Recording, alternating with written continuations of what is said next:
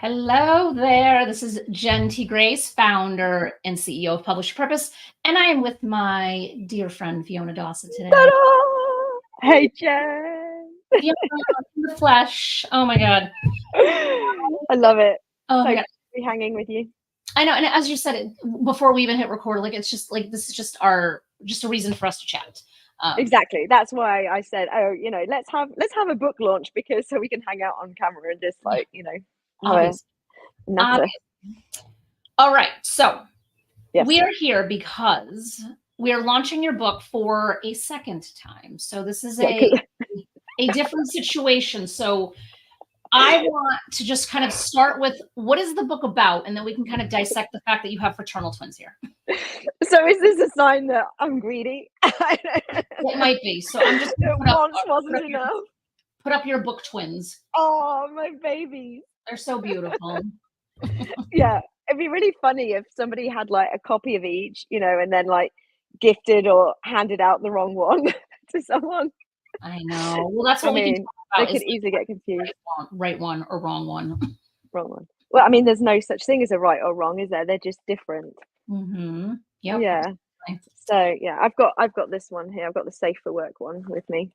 Love it. Okay. So Yeah, for number one, the book is what does that LGBTQIA plus label mean? So can we just start with that, correct. answering that question Yes, and talk about the book?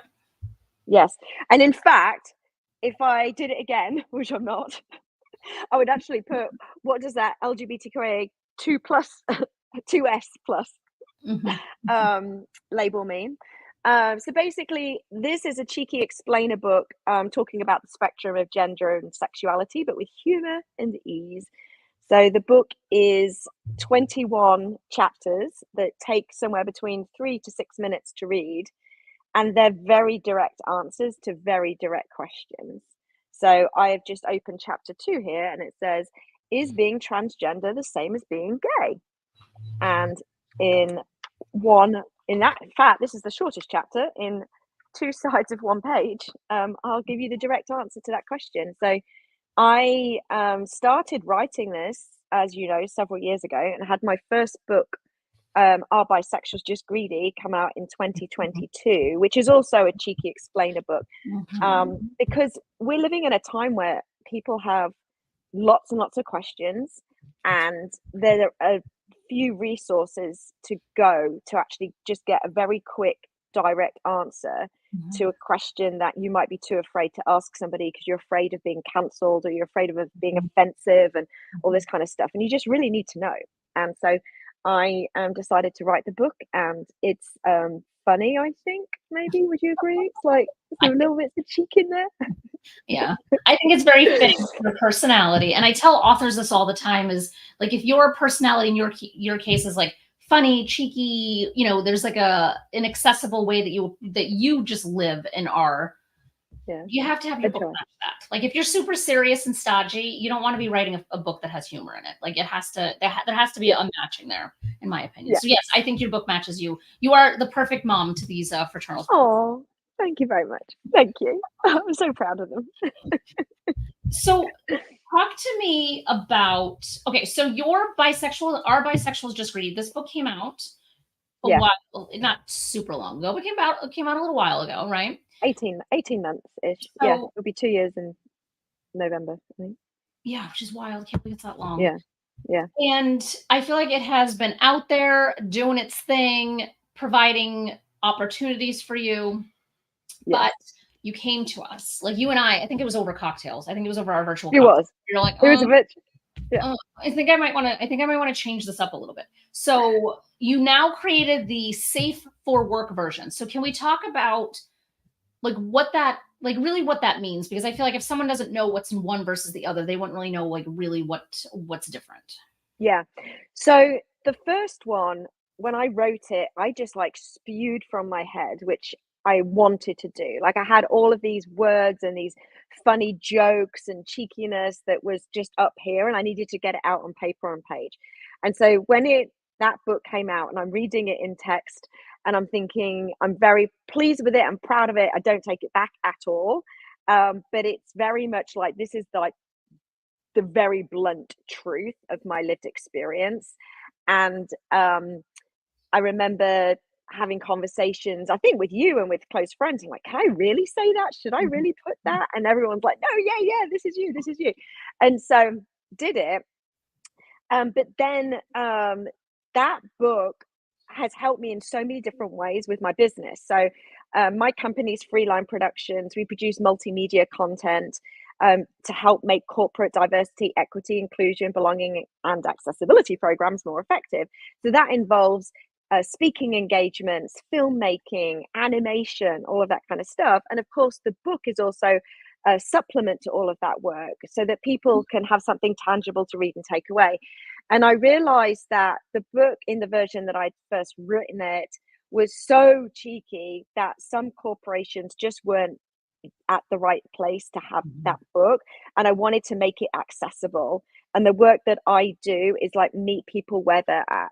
And Mhm. so I realized I don't want my cheeky humor to prevent somebody from getting this knowledge. Mhm. And so I'd started thinking in my head, maybe I should just do a different version and take out any of the language, the words, like the anecdotes that might make someone squirm in the corporate boardroom. And then we were having cocktails discussing it, and I shared with you that I've been invited to do a speaking engagement at NATO. And I thought, I can't take the first version of the book to NATO. So it was like, okay, let's fast track this. How Mhm. quickly can I go through and edit it and work with your amazing team to be able to get the second book out? And the title hummed and hard for a while, and then again, it just ended up being like, this is exactly what this book is. Mhm. This new title really describes what our bisexuals our bisexual just really is. And of course, that first title, people just think it's about bisexuality. Well, both books are cheeky explainer books talking about terms and definitions under our rainbow umbrella.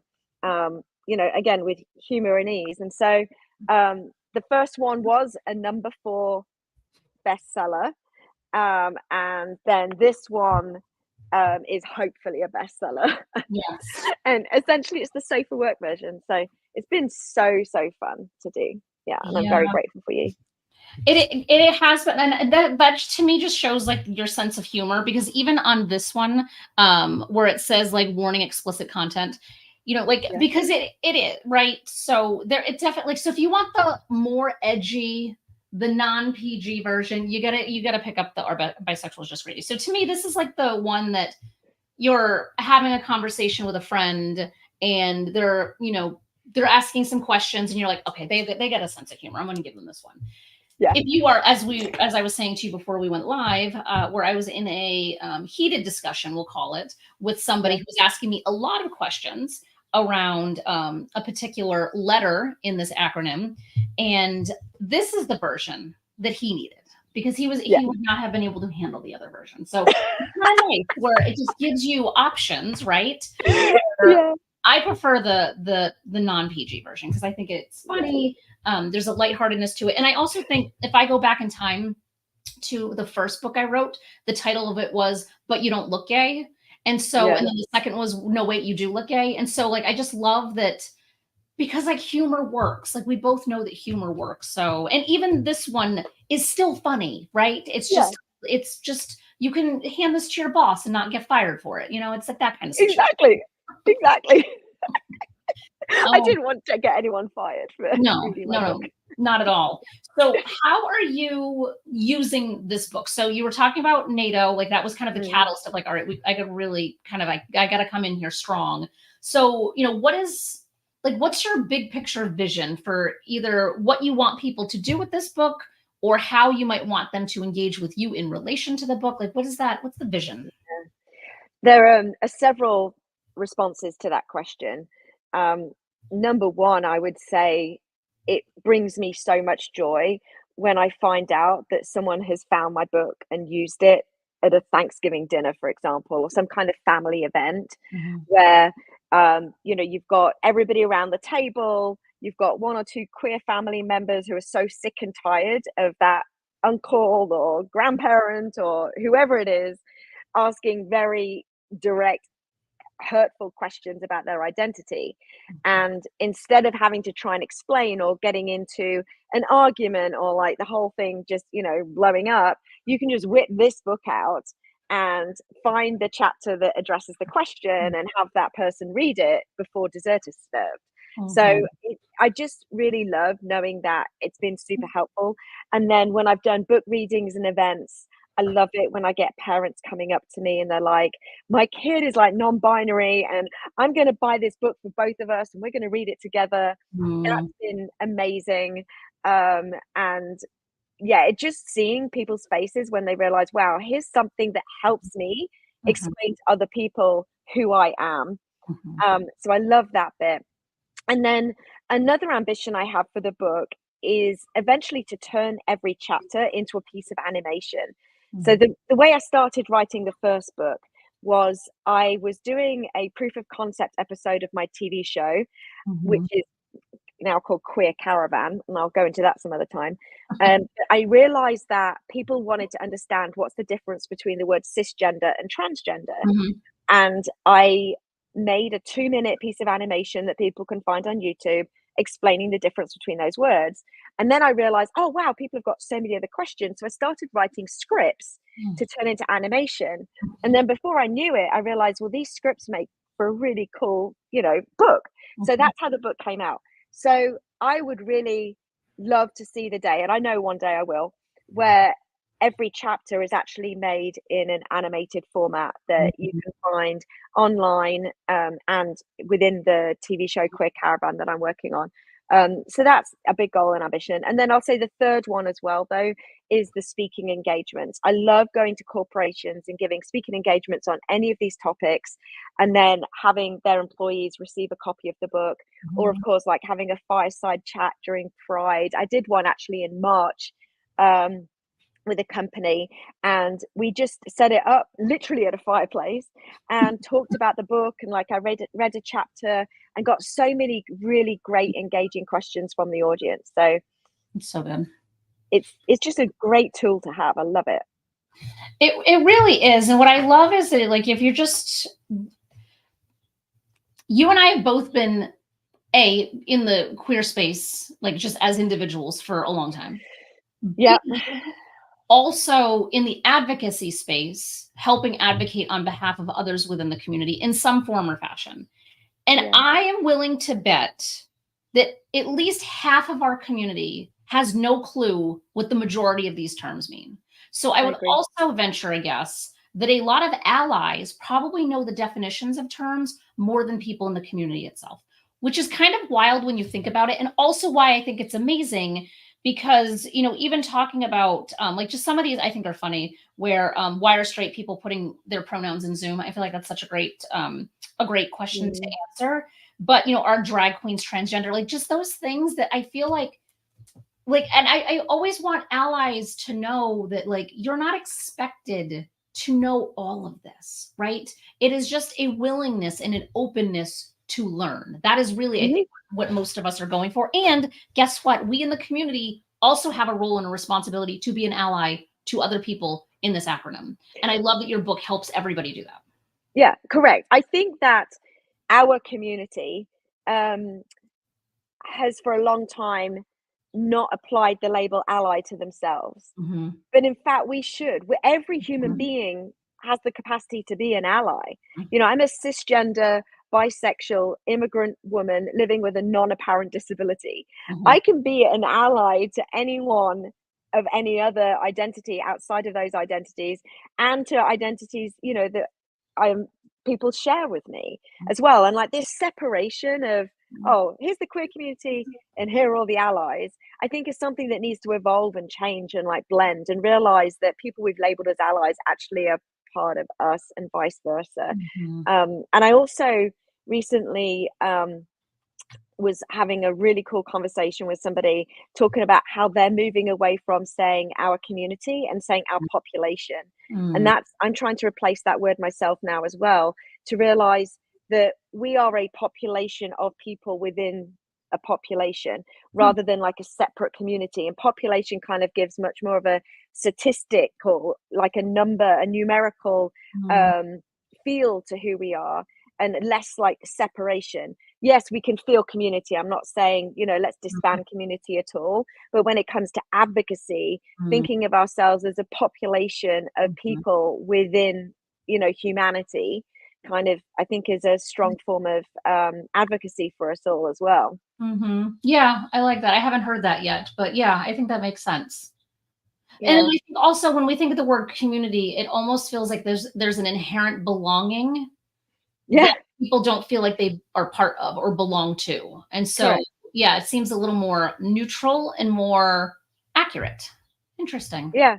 No, I would say that, because even as it's 20 years, over 20 years now since I first came out as gay, because that was 2004, and then I later re-identified as bisexual in 2012.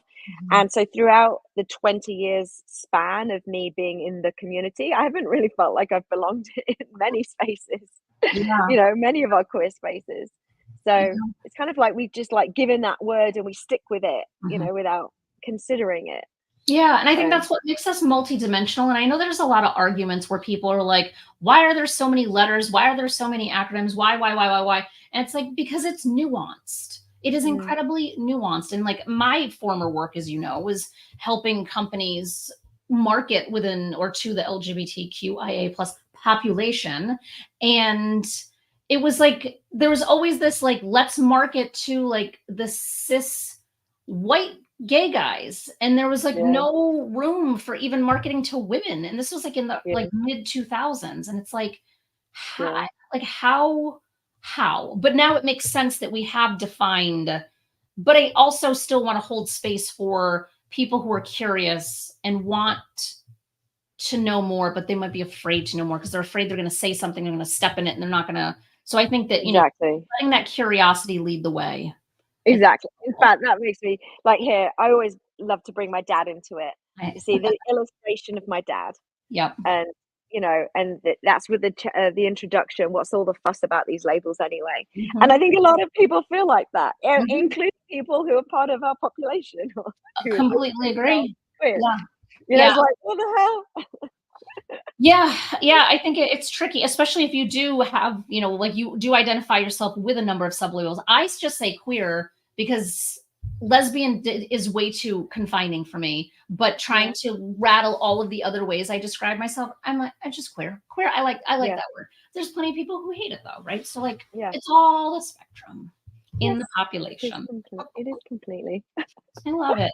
Well, let's talk about, as we kind of like wrap up, it is almost Pride Month at the time that we are having this conversation, which was not necessarily part of like the plan of like, we have to have this available for Pride Month. However, it does happen to organically work out that way. So Pride Month starts on Saturday.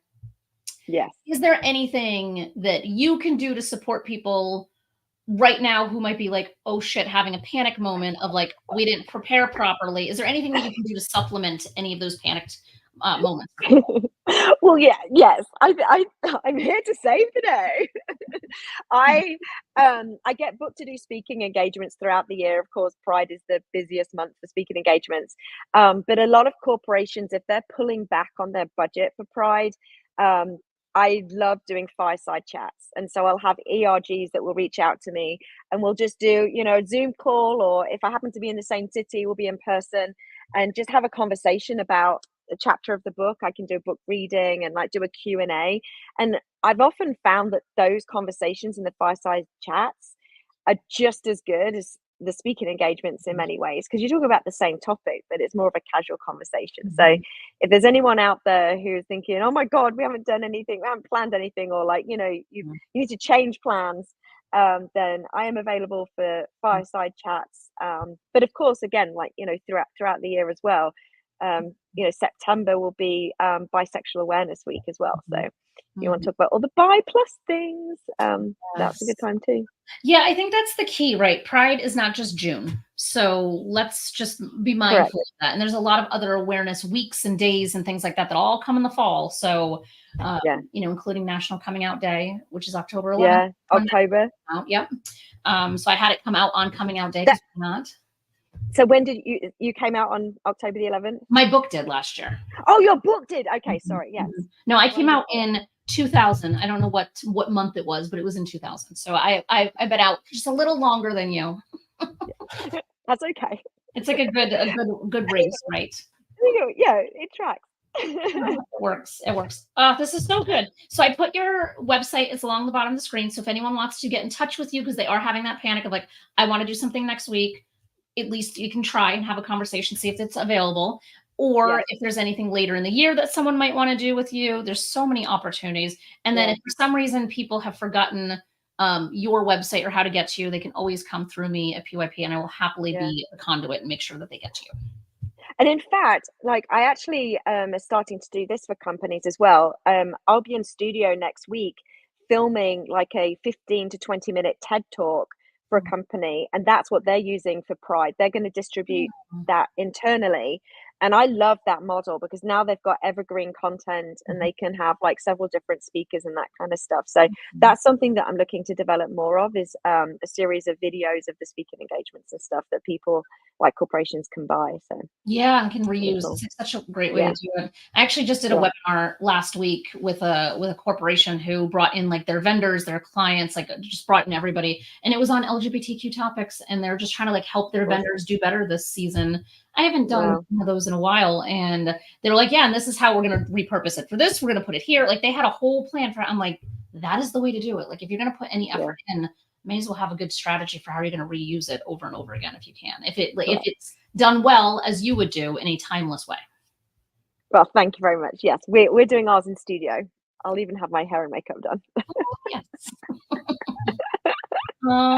Fiona, I appreciate the work you do in the world. I appreciate our friendship. I appreciate that I now have an example of fraternal book twins that I can share with other. This is you're the only person that has done this, at least that we have published. So it just makes you Yeah. special as you already are.